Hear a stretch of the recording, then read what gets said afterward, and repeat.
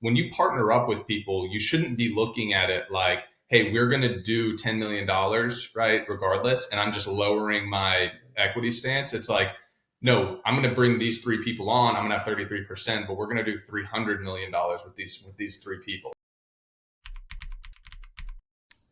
Well, we're here with Sam Allsopp, co-founder and half of Neo Roofing. You guys do what, like 3 million, 4 million a month? What are you doing in revenue?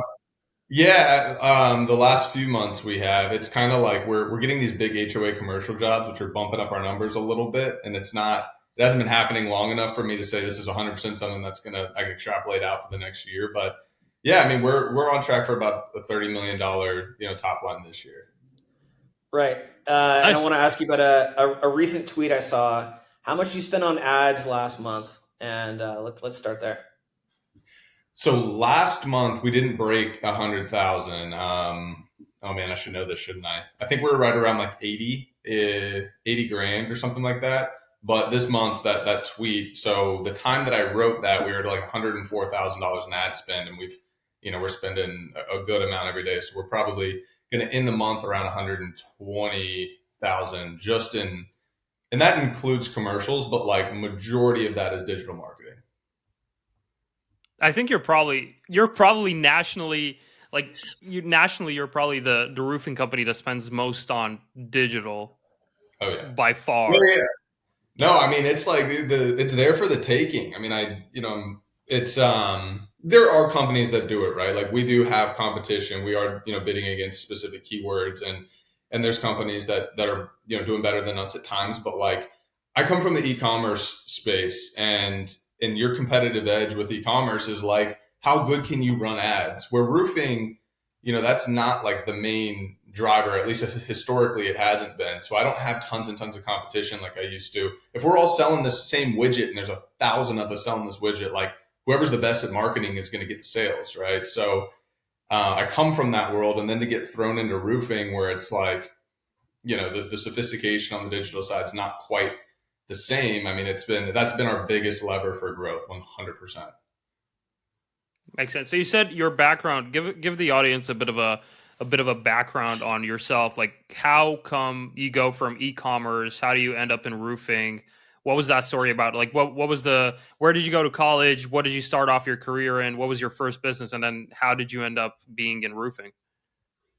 I lost you there, Tony, for a second, but I think I can kind of make what you said. So how did I end up from go from e-com to roofing? Like, so I call it it was like the golden age of drop shipping when I used to do e-commerce, right? Like it was before all the gurus got in. It was when you could literally like ship, you could get a 3PL in the United States. You could bulk order a bunch of viral products in, and you could run ads, and you could do really, really well.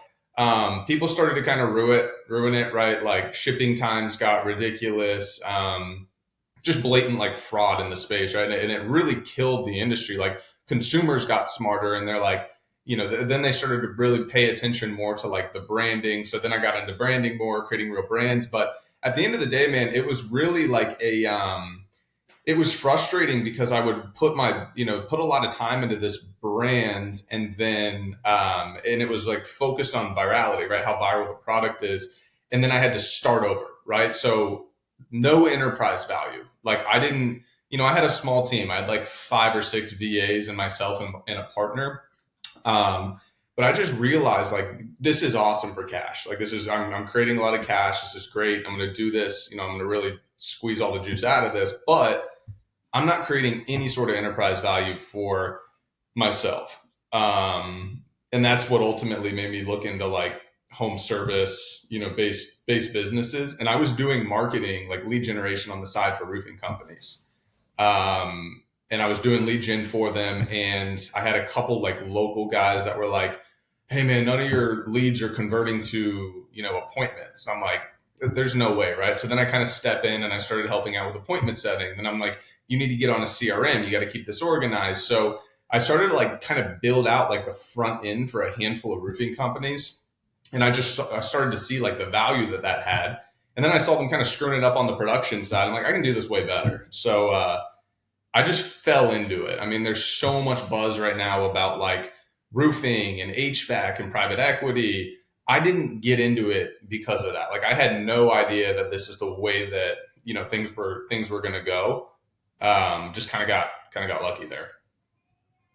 You obviously entirely. partnered with your partner now, Andrew. How did that entire Yeah. sort of partnership come about?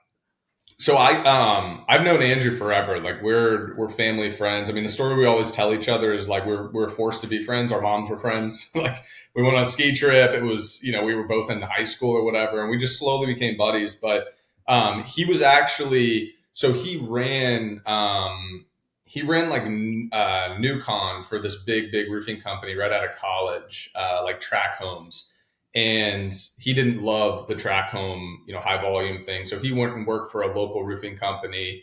He introduced me to the owner. I started running ads. They were one of my, clients I was running ads for.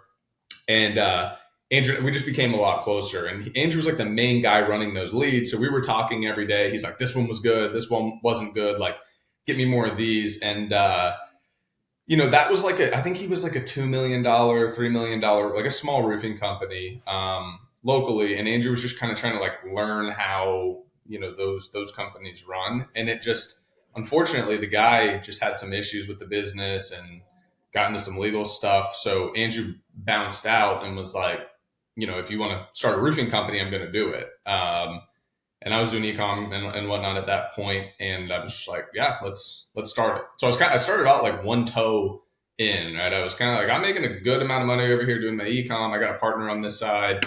I do want to diversify into home service, kind of like I was telling you guys earlier. Just kind of fell into my lap, and yeah, I mean, we started seeing success like right away.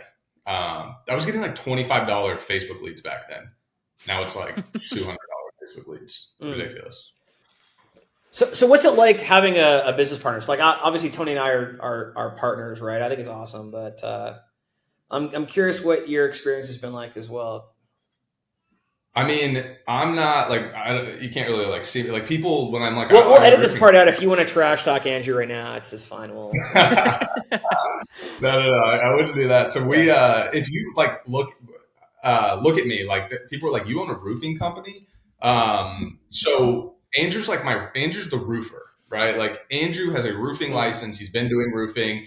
If I'm like, hey man, my toilet isn't whatever, like he's the handyman. Like he knows the products. He knows the trade really, really well. So I needed that, right? Like, could I go read a bunch of books about roofing and go get my license? Sure. Maybe it takes me a year. I screw up a bunch, right? So like Andrew was my way. I mean, he helped me a ton where we were able to scale pretty quick because he already had relations with sub crews. He already knew, we're in South Florida, right? So it's not like sign a contract, get a bunch of handymen to go build a roof the next day and get paid. Like we've got Dade County code to abide by. We've got tons of inspections. We've got engineer reports. Like it's not easy down here. There's more of a barrier of entry, and he knew all that. So I always say like Andrew's the roofer. I'm kind of on the business, sales, and marketing side. So that's why I work with you guys on ops, on kind of the more tech side. I'm running the sales, I'm running the marketing, and then Andrew's just making sure, hey Sam, whatever you bring in, like I'm going to be able to build it, and I'm going to be able to build it well, and provide a good product. Yeah, that's good. I mean, I think that's kind of what Tony and I have as well. It's not like we don't have overlapping skill sets, right? So Tony's on the ops side, I'm on the tech side, and so we know that if we have a client that needs advice on how do I organize this system, we can tackle it on both sides. And so like I know he's got that part, he knows I got this part. That's the way to do it. Yeah. I mean, like I've had business partners where you both have similar, skill sets, and it's like, it's fine. You can get the job done, but it doesn't flow as well as when you guys clearly have your lanes that you stay in. Yeah. So I'm curious about the sales team. So we like Tony and I do all the sales. We don't have an appointment setter. We don't have a sales manager and that stuff. What was it like? Like I'm asking this selfishly for me, but I'm sure like lots of people watching also don't have sales teams but are at the point where maybe they're almost ready to hire a salesperson or a setter. Like they don't know. How was that decision made for you guys? And like, at what point did you make that decision in terms of like, was it revenue? Was it calls booked per day? Was it like, how did that work out? What were some lessons learned from that process? So like we decided to bring in a sales team when Andrew and I mean, this is like probably what you would expect me to say, but like when we couldn't handle the day to day anymore. So it wasn't necessarily that we didn't have time to run the appointments. It was just all the appointments and the business that we were generating.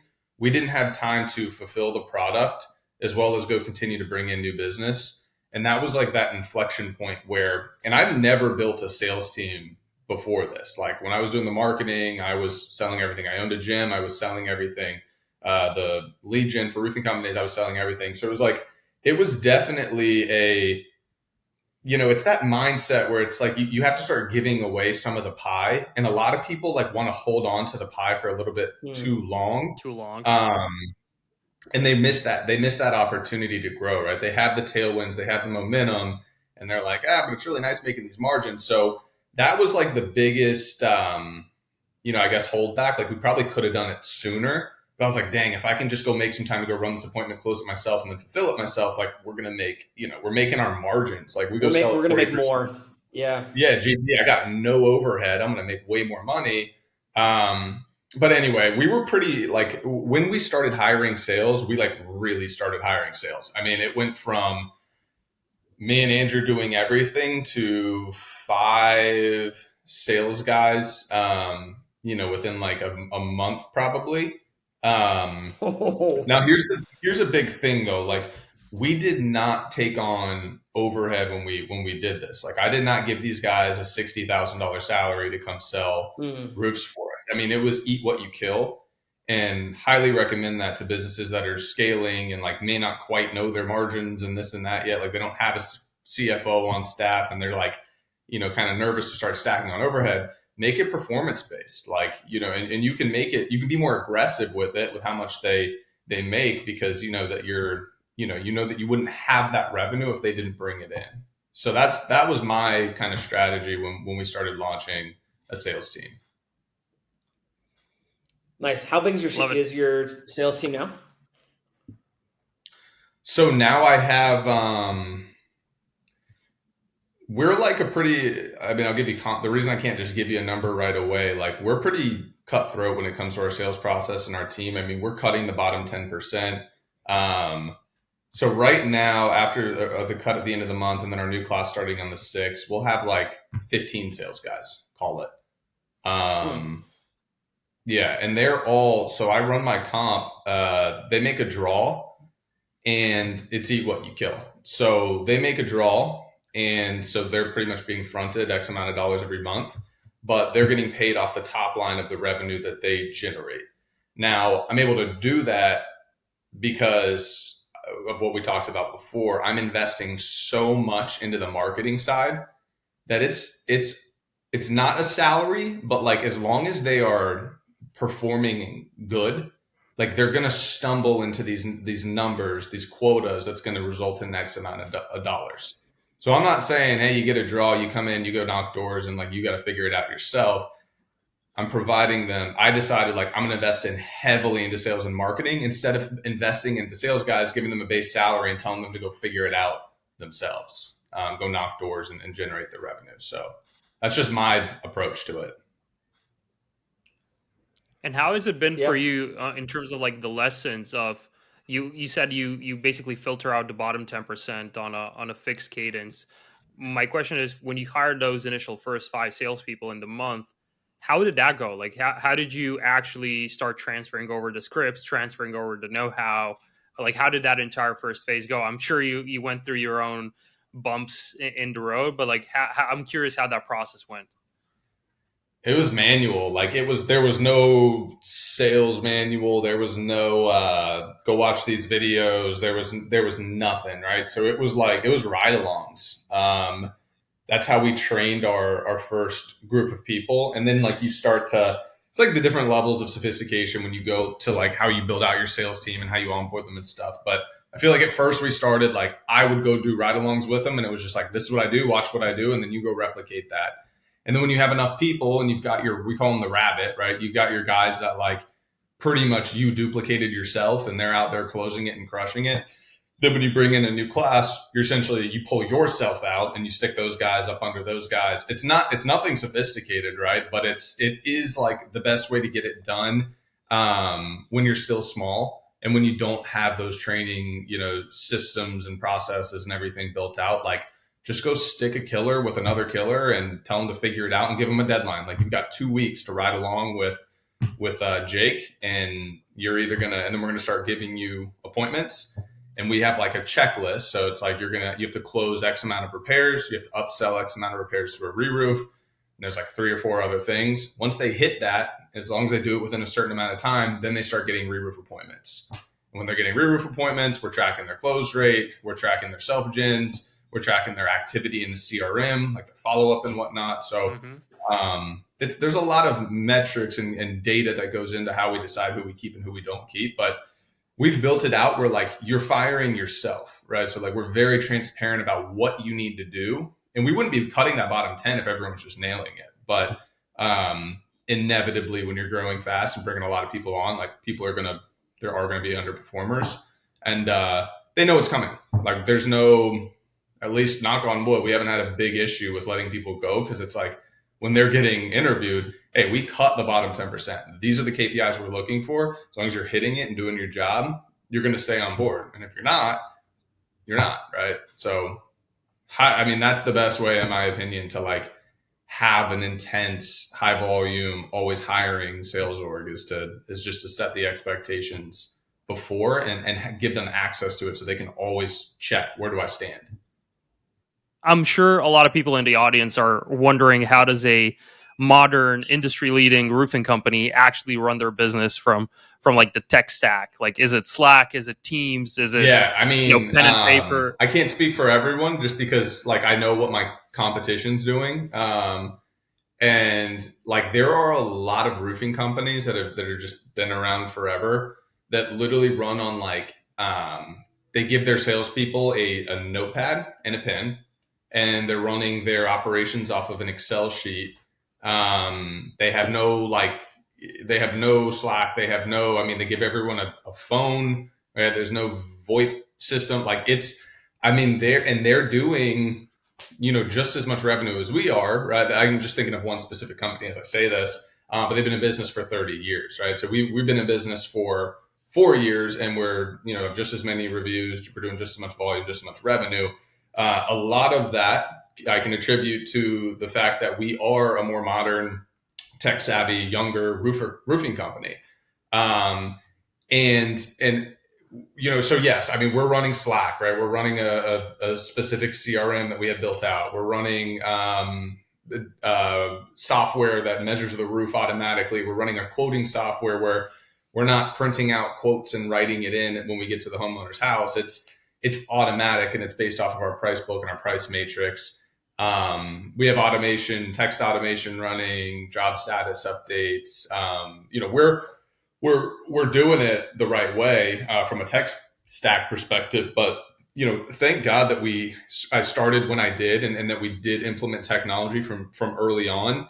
I've chatted with a couple people on Twitter that are just kind of like legacy roofing owners.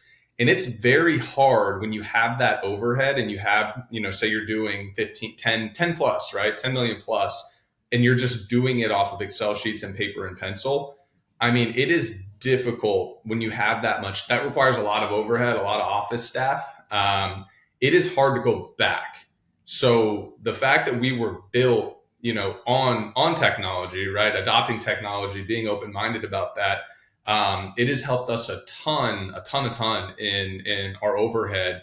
And I think that's a big reason that we can spend as much as we do on advertising, because we have the cash flow, right? We're not spending a lot of that money on office staff, and on stuff that we don't need. We can still provide a 10 out of 10 product. I can have 5-star Google reviews. I can fulfill all of my sales. My employees are happy. They're not working weekends. They're not working after hours. And I can have half of the office staff and I can reinvest that into advertising. So, that goes back to like competitors in the roofing space. Not a lot of them can spend as much as we're spending, right? They wouldn't have any profit at the end of the day. So Leftover, we right? go and find, yeah, we go and find cost savings on the operation side by leveraging technology, and then we go and reinvest that money into advertising just to continue to boost sales and to continue to boost revenue. Right, and I think the home services industry, and I think you guys are a best example of that, is just so ripe for disruption on the software side. Is there's like, and that's why like the private equity scene is booming lately, especially in the home services industry. Is if you know how to do this sort of legacy business the right way, the modern way, it almost becomes like what you said is like it's an unfair advantage. You can outspend your entire competition getting in more clients because you're running the business in a modern way with modern tools, leveraging software, leveraging automations and stuff like that. What do you think that are some of the like biggest trends into maybe not roofing specifically, but like home services in general that you think are going to happen in the next like 3 to 5 years that are going to like absolutely swamp the market when it comes to maybe a new tool, maybe a new methodology of like managing the company? What do you think is coming? Okay. I mean, the biggest, I don't even know if this is like a trend, but the home service industry is being disrupted right now, like by private equity. And there's tons and tons of people that say they have good experience with private equity, bad experience with private equity. Honestly, I don't care. Like, they are coming in and they're going to do things better than Billy Bob's Roofing that's been running for 50 years and it's been handed down from the dad to the son, and they do everything off of paper and pen and one lady in the office that answers the phones, right? Like, they are disrupting the space, and with that things are going to get more competitive and more money is going to pour into home services, technology companies, right? Like advertising. So there's going to be a ton of disruption here coming soon, and you're already seeing it. I mean, you're seeing software companies, you're seeing like Service Titan now getting into the roofing space. You're seeing all these legacy softwares that were CRMs for roofers are now having to like buy other companies and get VC funding, and the competition is just getting way more intense. And we're seeing it. We are seeing it on the from our side too. Like, I've said it earlier, right? I was getting $25 roofing leads 5 years ago, and now they're $200.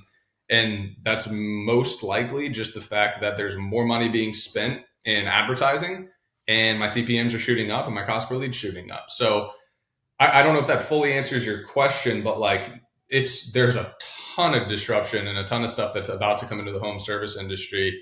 HVAC was kind of like one of the first, call it, verticals of home service that really got, tons of money, private equity money dumped into it.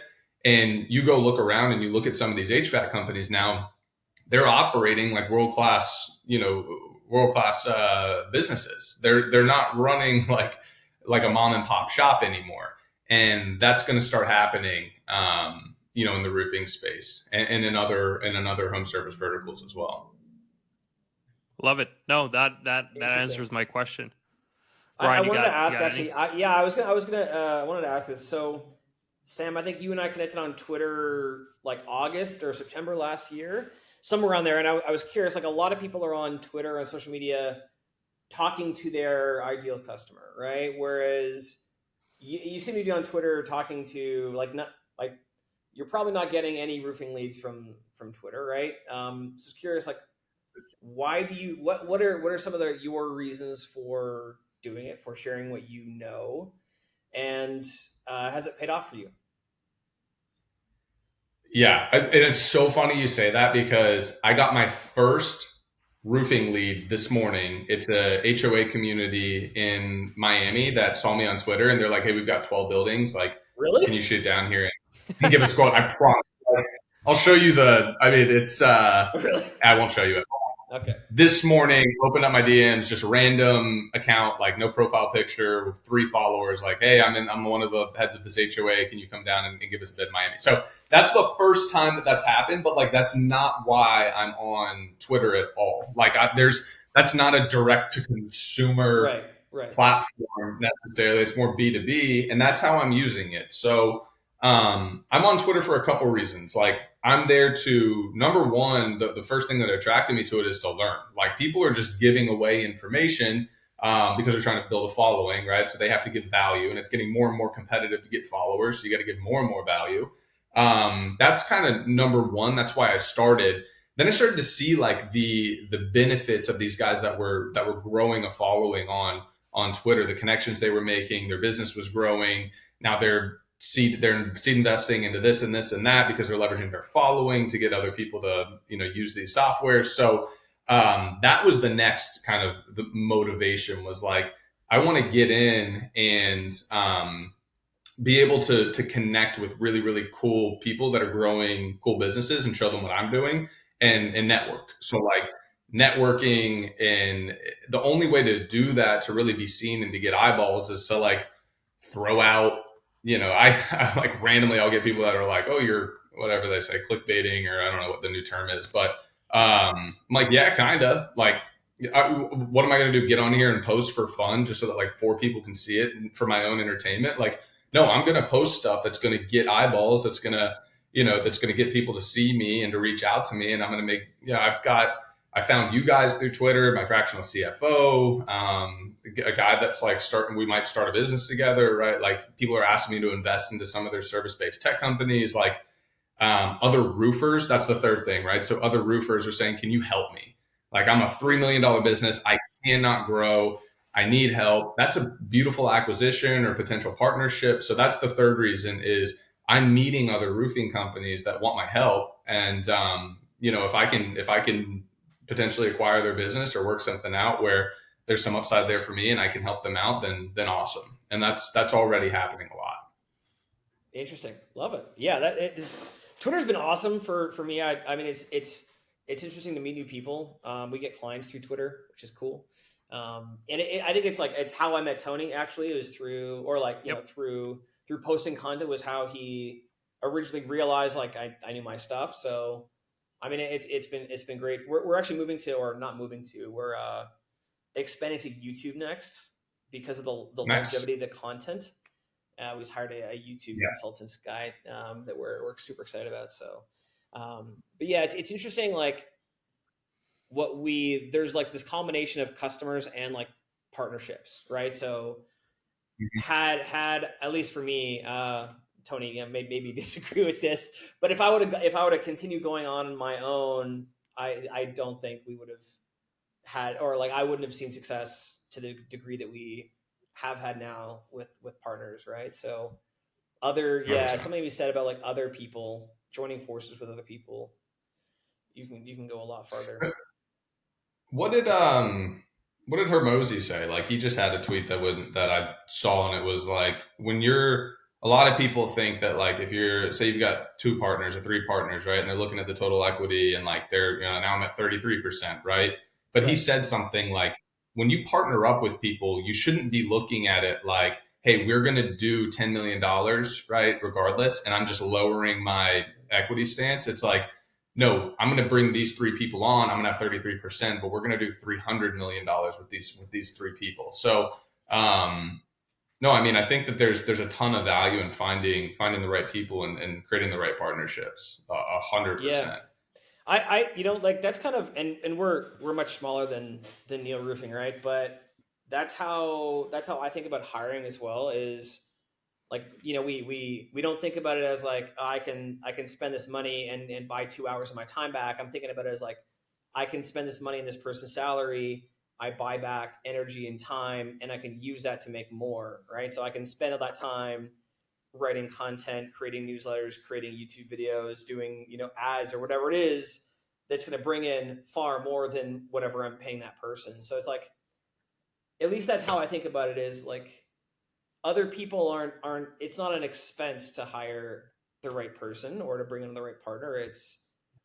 You're bringing them on to buy back your energy, your time, or whatever it is to then make more money on the flip side. 100%. 100%. I mean, there should be an ROI on anything that you bring into your business, right? Like, or else why are you doing it? Right. Operations is like sometimes a little bit more, like for me, right? I'm hiring a permit tech. Like, I could attribute a dollar. Like I can fulfill more projects because I'm fulfilling more permits, and my revenue is going to go up. So then you start getting into like, you're working with your CFO and you're just making sure you're extrapolating out, you're running roll forward, and you're just making sure that you're not taking on too much overhead, and your cash flow is solid. But like on the sales side, I mean, that's the easiest example of like, I'm going to bring someone in and I'm going to make 10 times more money and I'm going to pay them some of that money. And it's like, but I'm going to end up with more money. Yeah, I mean, 100%. There's a huge value in it. A lot of people like, I'm interested in your guys' opinion. Like I see a lot of popularity right now. Like I have a $2 million revenue business and I'm the only employee and my margins are 99%. And it's like, that's really, really, really cool. But like, clearly you're doing something that works. You've got a really, really you've got something very scalable. Like, I've never gone into the specifics and looked into what they do, but why are you not dropping your margins down, like your EBITDA down to 50% and scaling this to like 100 million? You know what I mean? I don't know. I can't really speak to it, but I'm sure you guys have seen those guys that are kind of getting popularity for being like The lean one solopreneur. person company. Right. Yeah. Yeah, I mean, I guess it's a personal choice, right? So if somebody wants to like genuinely wants to have no employees, or want to have like one VA or something like that, I personally it's not what I find interesting. For me, I find working with other people like just really fulfilling and fun. To me, it's more fun Yeah. having good coworkers, right? Like a fun team is way Yep. more fun to me anyway than working solo and thinking, oh, I'm making all this money and my margins are huge, but I'm alone, right? So 100%. I understand like definitely people there's something to be said for like sometimes you make a bad hire, and if your first couple of team member hires are bad hires, like I can see how that path would be like really interesting. For us, like I think like the whole like rather than thinking about it as like I have a smaller piece of the pie, I think about it as like I have a really big pie, so that whatever. I don't know how much of Amazon Jeff Bezos owns, but like it's not very much, right? It's like less than 20% or something like that. So, I mean, we're at least for us, we're kind of thinking like let's make the pie really big, and along the way, you have to have employees, and you have to like either you invest money in like your own training and your own knowledge, in your own like decision making. But to me, it's like it's also it's more fun for me to work with other people. Yeah. Yeah, No, 100%. I think it's a personal choice. Yeah, it does boil down to that. But on that point you said, like, I think the wealthiest man in the world, or he might be like the third now or second, but like he owns 11% of some big company. It might be Amazon, Apple, whatever it is. But it's like he's one of the three most wealthy people in the world, and he owns 11% of a large company. So, yeah, it's not always, hey, let me try to keep as much of this as I can. It's a lot of the times you want to just build the right team, and it's going to be a way easier path to success too if you have the right team and you're all allocating different tasks and whatnot and doing stuff that you like. Right? Like no one likes to do everything. That goes on to there's something I was going to say to something you said earlier, but when hiring and when building a team and stuff, you'll see like and I don't know the exact revenue marks, right? I'm not going to like pretend to make something up, but what you'll usually see with someone starting a business that starts from scratch, right, or buys a small business and grows it up to, let's call it 30, 40, 50 million dollars and beyond, usually they wear every single hat in the beginning, and then they start hiring, right, hiring stuff that they don't like to do. But a lot of times you'll see that person still hang on to that one thing that they like love to do. Like they don't necessarily, like sometimes they don't give that away. For me, for example, that's like the marketing, right? Like I'm still could I just give this to a marketing company and have them handle it? Yes. But I'm like still very, very involved in the weeds. I mean, I'm in the ads manager still, looking at stuff, moving stuff around, testing different creatives, creating new creatives, because I feel like that's my biggest lever. And Andrew, for example, he's still doing sales. Like he still is on the phone with big HOA companies closing deals, because that's like the biggest lever that he can, and that's my partner, that he can pull right now. right? So it's a lot of people will still hold that kind of one thing and start dishing out the stuff that's not necessarily as it's not going to move the needle as much.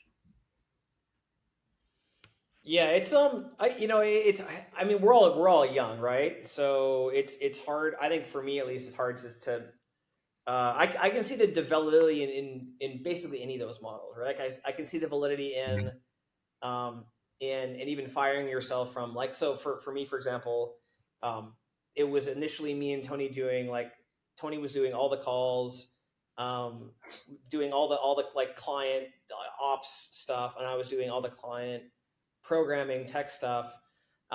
And then we've like both slowly kind of fired ourselves from various elements of those roles, and like I kind of still like the tech stuff though. Like I like Yeah. figuring out what's the best methodology to figure out what's the right solution for a client's problem, regardless of their model.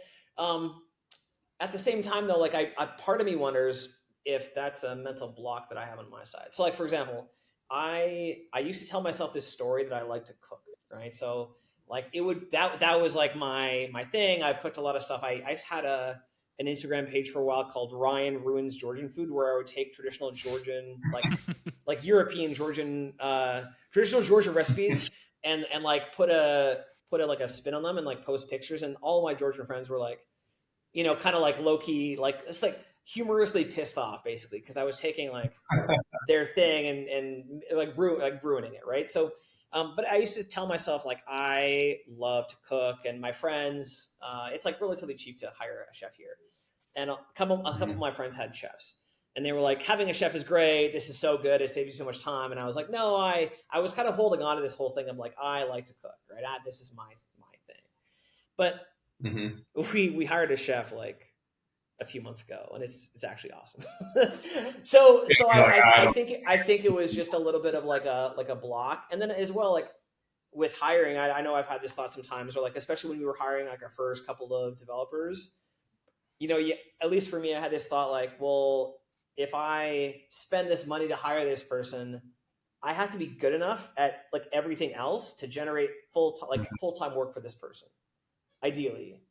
And so I think yeah. to me there's been moments like scaling the our business, and yours is much larger than ours is, but there's been moments for me where I have to deal with like the mindset of that process, right? Because like who's to say as well, Sam? Like who's to say that you wouldn't also be great at running a private equity firm of other roofing companies, and just as good like doing the business strategies like spreadsheet stuff all day, and maybe you would find that really fulfilling, and maybe like that's a skill that, well, anybody can learn any skill in theory, right? But that might be something that you end up doing in like 2 or Yeah, 5 no, or 10 years. 100%. I mean, I have this dream that I'm gonna like not be as in the weeds, at some point, right? Um, I'm sure you guys too. Like everyone's like, I'm gonna make a lot of money, and then I'm just gonna like invest into companies and be on the board and blah blah blah. It's like, Mm. but and I don't not that that's compared to private equity, but yeah, man. I mean, 100%. I think you're right. I think it could be like part of me is because I'm spending. We just talked about it, 100 and say 20 grand this month on advertising. A part of it is me afraid to let go, right? And be like, that's a pretty sensitive part of my business. And not only does it affect like direct spend and money out of my bank account, but it affects revenue, right? Like I need to make sure Right. that the lead quality is good. So it's definitely a little bit of me afraid to fully let that go because what if I look away for 15 days and my marketing team just misses, these couple campaigns where they should have turned them off or whatever, and I waste 20 grand? You know what I mean? And Mm-hmm. it's one of those things where I still feel like we're not big enough for me to hire a full time. I don't have like a full time CMO. I tell everyone if you read my Twitter posts and stuff, most popular question is, are you in house or do you give this to an agency?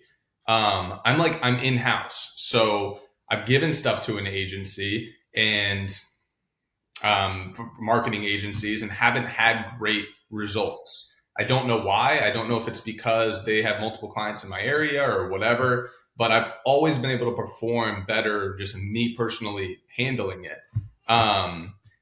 So, I don't. and I don't even know why I'm going off on this tangent right now. I don't really remember what the original question was, no, we're just talking about holding on to stuff. When it's Right. something sensitive like that, it's like I want to hold on to it because I'm convincing myself that like that's where I can provide a lot of value right now. But yeah, at some point I'm not going to be able to be in the ads anymore. I got to go. Maybe we're buying companies, right? And I'm going and doing integrations over at the others on the other coast or in a different state, right? I think your leverage starts to go up, but that's just where I'm at right now. Love it. I got a question for you, and probably we're gonna finish up with this. And I think this will probably be the question we ask all of our guests. But where's Sam going in the next 2-3 years? What's next for Neil Roofing?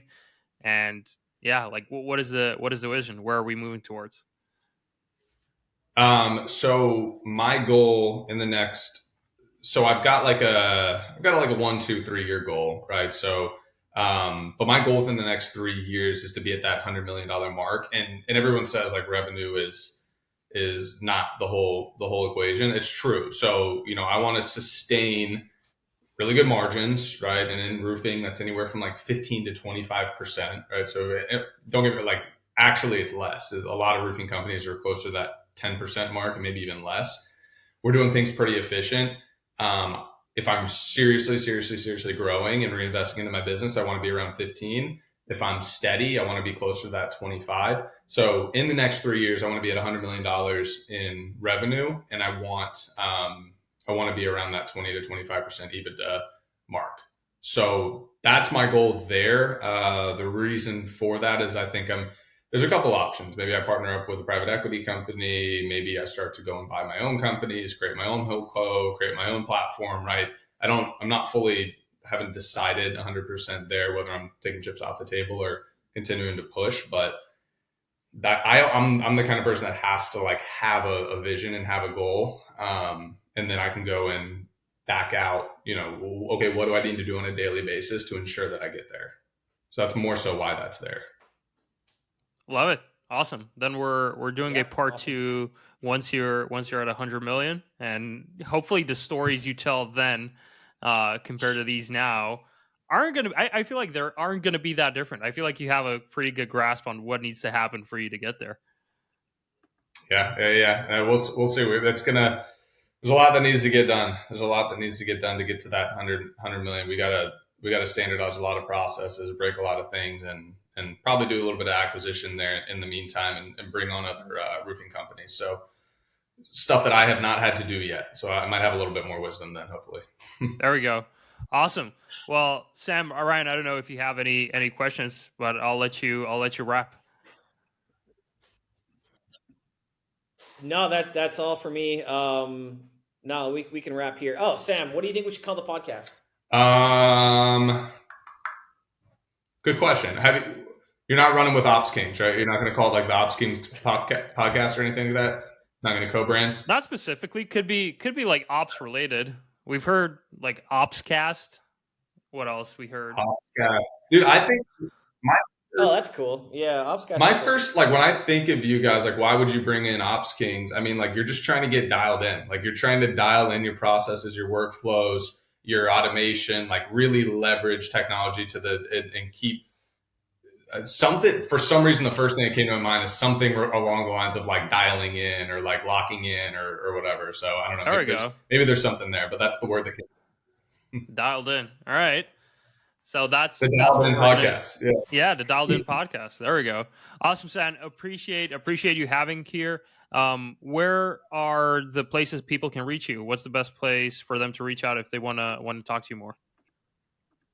Yeah, well, I'm more active on Twitter these days after kind of like deciding if I was going to really go that route. So it's like Sam _ Allsopp _ I got to probably make that a little bit more SEO friendly, but that's my Twitter. You can look up Sam Allsopp, ALLSOPP, and then I'm not really active on like Instagram and stuff like that. So I would say that that's the best place to get in contact with me business wise. Love it. Awesome, Sam. That's the podcast. We'll call this episode the Dialed In episode. Sweet. Or the Dialed In podcast episode, and we'll see if it sticks. I love it. Awesome. Yeah. Sweet.